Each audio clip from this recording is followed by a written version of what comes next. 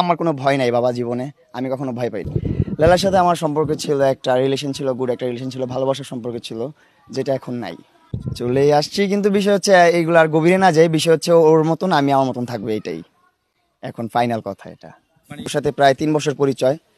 ওর 21 সালের আগেও 18 সাল থেকে কিন্তু আমার ফ্যামিলিটা আমি নিজেই রান করছি, তখন তো ওর সাথে পরিচয় ছিল না, তাহলে ও কিভাবে আমার আর্থিক সহযোগিতা করছে? তখন তখন তো আমি নিজের যোগ্যতায় চলছি।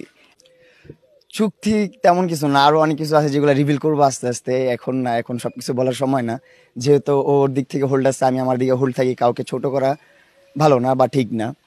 ওর ছোট বড় করার মতন তেমন কিছু নাই, ওর মতন থাকুক, আমি আমার মতো থাকি, এইটাই। এখন হচ্ছে যে আমি আমার মতো কন্টেন্ট করবো, ওর মতো কন্টেন্ট করবে, ও আলাদা আমি আলাদা, একসাথে কখনো কাজ করব এটা আমি ভাবতেছি না। না, এটা হচ্ছে একদমই ফেক, বা এইগুলোর কারণে, এইগুলার মতো আর কিছু কথাবার্তা আছে যেগুলোর কারণে ওর সাথে আমার কথা কাটাকাটি হয়েছে, ঝগড়া হয়েছে, এই সমস্ত কথা কারণেই। অ্যান্ড আমার লাইকিতে পেমেন্ট আসছে আপনার একবার 3 লাখ, 2.5 লাখ, 1.5 লাখ, 60,000। ওর সাথে যখন ফার্স্ট পরিচয় হয়েছে যেদিন, সেই দিনও আমার 60,000 পেমেন্ট আসছে। মানে লাইকিতে একটা পেমেন্টের সিস্টেম আছে, অ্যান্ড ওইখানে আমি ছিলাম, আমি লাইকির একটা টপ ক্রিয়েটর ছিলাম। বাংলাদেশের সর্বপ্রথম 10 মিলিয়ন ফলোয়ার হিট করছি আমি, প্রিন্স মামুন। এটা কেউ করতে পারে না আমার আগে, আমি প্রথম করছি, এখনো অনেক মানুষ করছে, কিন্তু আমি সর্বপ্রথম করছি। অ্যান্ড আমার একটা দাপট ছিল শর্ট প্ল্যাটফর্মে, ইনশাল্লাহ আগামীতে থাকবে, এখনো আছে। সর্বমোট ও 4 বছরে আমার পিছনে প্রায় 15-20 লাখ টাকা স্পেন্ড করছে, এইটা আমি বলি।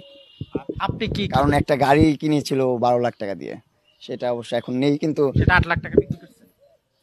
না, আর একটু কমে। আচ্ছা, মানে আপনি কি দিয়েছিলেন তাকে? আমি আমার দিক থেকে দেওয়ার মতো, আমি ওকে একটা, যাই আমি মেটেরিয়ালস বলতে চাই না, আমি একটা কিছু দিয়েছি ওকে, অনেক কিছুই দিয়েছি, ছোট ছোট অনেক কিছু দিয়েছি। অ্যান্ড এইগুলা বলতে চাই না আমি সামনে এসে, ক্যামেরার সামনে এসে, কখনোই না। ধার না, ও কখন ওর সাথে কখনো আমার ধার বা শোধ এগুলার সম্পর্ক চলে না। ওরে যা দেয় আমি একবারে দিয়ে দিই, ও আমাকে যা দেয় একবারে দিয়ে দেয়, এগুলোর মধ্যে কোনো কিছু নাই, কিন্তু নাই কোনো আমাদের মধ্যে। এইগুলো লাইলা করতেছে, কারণ ওর কাছে ওর মোবাইলে আগের যে কন্টেন্টগুলো ছিল, যা ক্লিপগুলো ছিল, ওইগুলো আপলোড করতেছে। আসলে ও তো এক্সট্রা করে কন্টেন্ট করে না, আমি থাকলেই কন্টেন্ট করা হইতো, আমি ছাড়া তো ওর কন্টেন্ট নাই। ও সোশ্যাল মিডিয়াতে আনা হয়েছে, আমি আমার ধারা আসছে সোশ্যাল মিডিয়াতে, ও বলে এটা। অ্যান্ড আমিও জানি, আপনারাও জানেন, ও সোশ্যাল মিডিয়ায়, ওকে সোশ্যাল মিডিয়াতে ঢুকাইছি আমি, অ্যান্ড সব কিছু শিখাইছি আমি, দেখাইছি আমি। ও এখনও ভালোভাবে কন্টেন্ট করতে পারে না, এডিট করতে পারে না, মোটামুটি যা করে ভালো করে, আরও বেটার করবে ইনশাল্লাহ সামনে। লেলার সহযোগিতা অবশ্যই কিছুটা ছিল, কিন্তু ওইরকমভাবে না। যেমন আমার এই V3টা কেনার সময় ও আমাকে কিছুটা দিছে, অ্যান্ড আমি কিছুটা ভরছি। অ্যান্ড এটা আমি নিজে একান্তভাবে কিনা, এটা একান্তভাবে কিনা, অ্যান্ড পুরো বাড়িটা আমার একান্তভাবে করা। কিন্তু মাঝে মধ্যে হচ্ছে একটা সময় হচ্ছে যে আপনারা জানেন, যেহেতু আমি সোশ্যাল মিডিয়াতে ডিপেন্ডেড, তো মাঝে মধ্যে স্যালারি আটকায় যেত, একটা রেমিটেন্স আটকায় যায় মাঝে মধ্যে, যেহেতু এটা ডলার হোল্ড হয়ে যায় মাঝে মধ্যে। যখন হোল্ড হয়ে যায় তখন আমার মিস্ত্রিরা তো, ওরা তো আমার এখানে কাজ করে যখন, তো আমার টাকা নিয়ে তো ওদের সংসারটা চলতেছে তখন, রাইট নাও। তখন ওরা তো 6 মাস 1 বছর একটা চুক্তিবদ্ধ থাকে, আমাদের টাকা নিয়ে ওদের ফ্যামিলিটা রান করে। তো ওই টাইমটাতে যখন আমার টাকাটা হোল্ড হয়ে গেছে, তখন আমি লালার কাছ থেকে 1 মাসের যে পেমেন্টটা সেটা নিয়ে নিয়েছিলাম, বা এই যে মিস্ত্রিদেরকে যতটুকু দিতে হবে সেটা আমি চাইছিলাম, লালাকে বলছিলাম, দেন লালা আমাকে হেল্প করছিল ওইটা, এরকমই। কিন্তু পুরো বাড়িটা আমার আর্নিংই করা। গ্রাম খারাপ লাগার মতো কিছু নেই, গ্রামে আসলে অন্যরকম একটা ভালো লাগা কাজ করে। গ্রামের যে আবহাওয়া, যে বাতাস, তারপর পিওর ভেজিটেবল, এগুলো খাইতেই অনেক ভালো লাগে।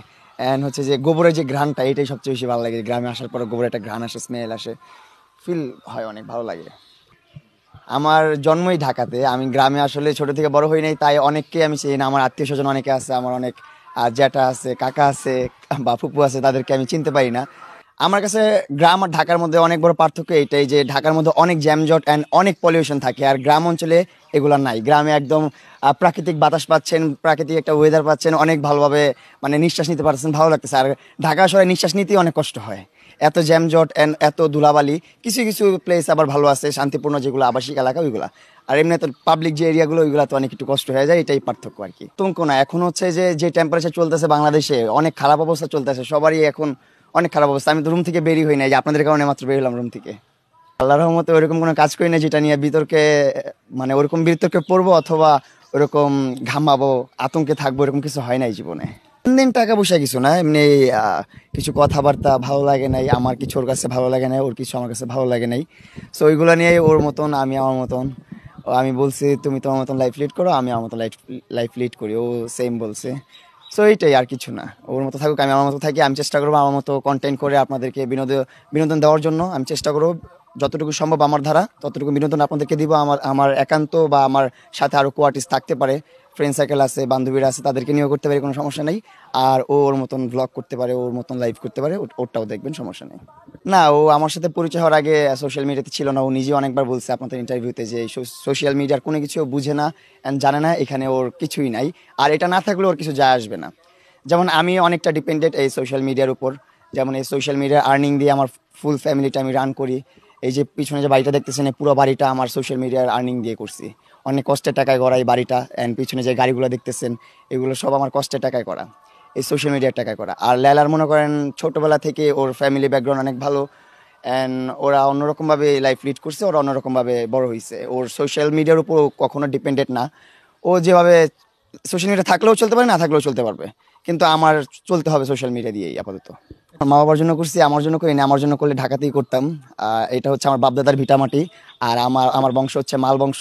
আমার বাপদাদা সবই মাল, আমিও মাল, অ্যান্ড এটা হচ্ছে আমার বাড়ি। প্রিন্স মামুন মাল। হ্যাঁ, প্রিন্স মামুন মাল, প্রিন্সটা পালায়া দিই আমরা। আব্দুল মামুন মাল।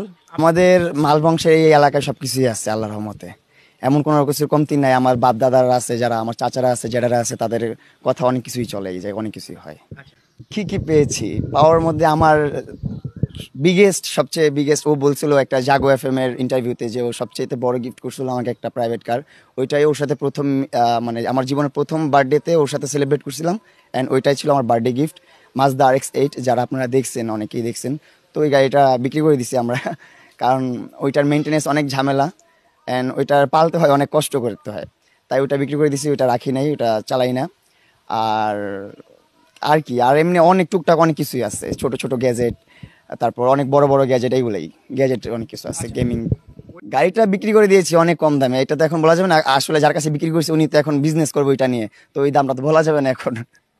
হ্যাঁ, ওইটা তো আমাকেই দিয়ে দিয়েছে গাড়িটা, কিন্তু আমরা হচ্ছে মেনটেন করতে পারতেছি না গাড়িটাকে, এই জন্য আমরা বিক্রি করে দিছি। এটা কতদিন আগে বিক্রি করছেন? বেশি দিন না, আমরা অনেক দিন হয়েছে, মোটামুটি 3 মাস সামথিং, এরকম কিছু খেয়াল নেই।